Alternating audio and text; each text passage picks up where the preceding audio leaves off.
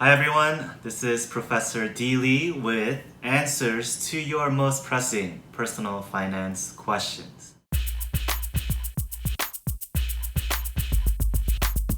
For my very first video, I thought I would talk about one of the most important accounts or tools that you have for your retirement, which is the 401k.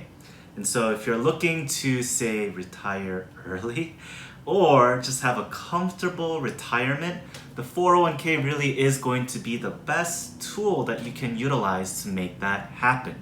There's many reasons, but today I'll cover just 3 of them. 1, the tax advantages. Most of you will have access to a traditional 401k and a Roth 401k. Now, what's the difference? We'll cover that in the next video. But in this video, what I'd like to point out is that both have an advantage over a regular savings account. And so you don't want to hold back the decision on whether to contribute to a traditional or a Roth from holding you back on taking advantage of those tax savings, because the earlier you start, the more advantageous it's going to be. Now, if you have absolutely no idea where to put this and that's holding you back, honestly, just put 50% in traditional, 50% in Roth, and let that be it for now.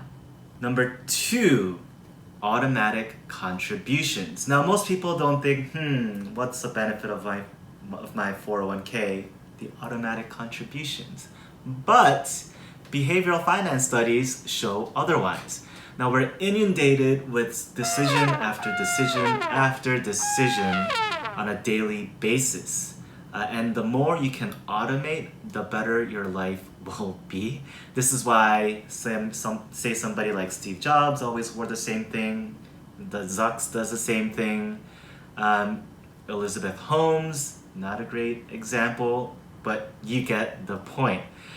So with the 401k, all you have to do is set a contribution, typically a percentage of your salary, at the beginning or at the end of the year for the following year. Set it once and forget it.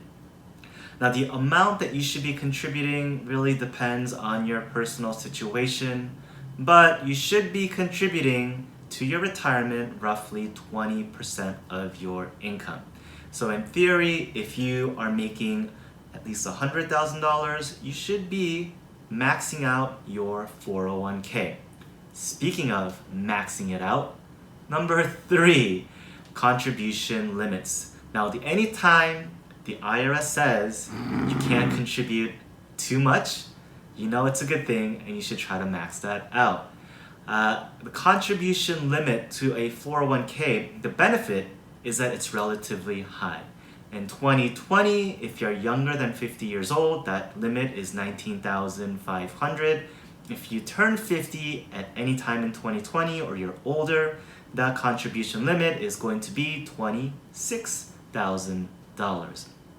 The nice thing about the 401k is that the amount of income you earn has no impact on your ability, on how much you can contribute to your 401k. At least the IRS doesn't impose a limit. So if, again, kind of going back to that point, if you're making at least $100,000, 20% is $20,000, so you should be pretty much maxing it out.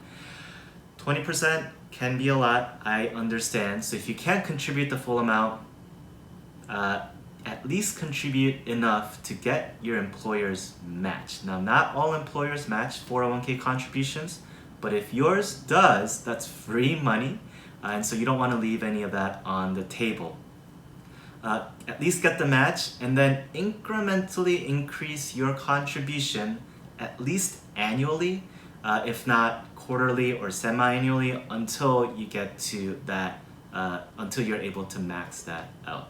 If this video was helpful, click like below and subscribe. Again, I'll be coming back next week with the differences between a Roth and a traditional, so that you don't have to put 50-50 into each, and you can really maximize the full potential of your 401k